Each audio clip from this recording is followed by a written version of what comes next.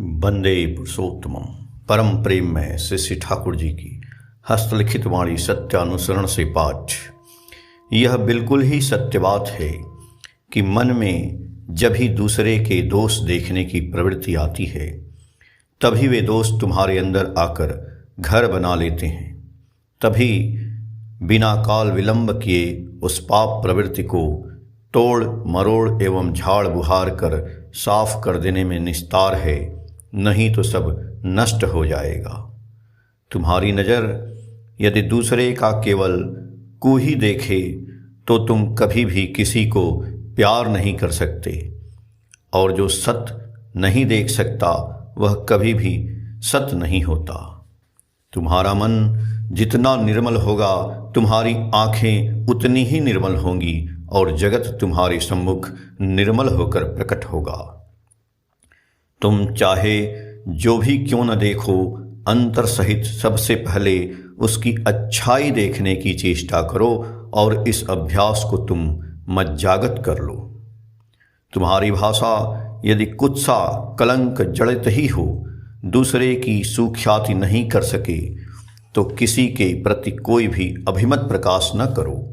मन ही मन तुम अपने स्वभाव से घृणा करने की चेष्टा करो एवं भविष्य में कुत्सा नरक त्यागने के लिए दृढ़ प्रतिज्ञ बनो। पर निंदा करना ही है दूसरे के दोष को बटोर कर स्वयं कलंकित होना, और दूसरे की सुख्याति करने के अभ्यास से अपना स्वभाव अज्ञात भाव से अच्छा हो जाता है।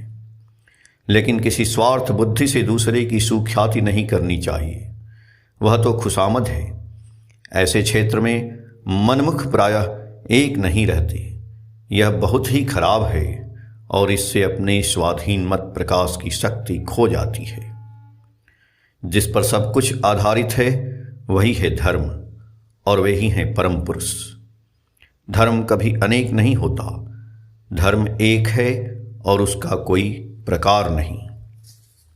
मत अनेक हो सकते हैं, यहाँ तक कि जितने मनुष्य हैं उतने मत हो सकते हैं, किंतु इससे धर्म अनेक नहीं हो सकता।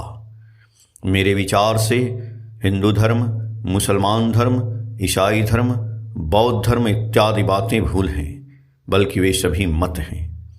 किसी भी मत के साथ किसी मत का प्रकृत रूप में कोई विरोध नहीं। भाव की विभिन्नता, प्रकार भेद हैं। एक का ही नाना प्रकार से एक ही तरह का अनुभव है। सभी मत ही हैं साधना विस्तार के लिए, पर वे नाना प्रकार के हो सकते हैं, और जितने विस्तार में जो होता है वही है अनुभूति, ज्ञान। इसीलिए धर्म है अनुभूति पर। यदि मंगल चाहते हो तो ज्ञानाभिमान छोड़ो, सभी की बातें सुनो और वही करो जो तुम्हारे हृदय के विस्तार में सहायता करे। ज्ञानाभिमान ज्ञान का जितना अंतराय बाधक है उतना और कोई भी रिपु नहीं। यदि शिक्षा देना चाहते हो तो कभी भी शिक्षक बनना मत चाहो। मैं शिक्षक हूँ यह अहंकार ही किसी को सीखने नहीं देता। अहं को जितना दूर रखोगे तुम्हारे ज्ञान या दर्शन की सीमा उतनी ही विस्तृत होगी।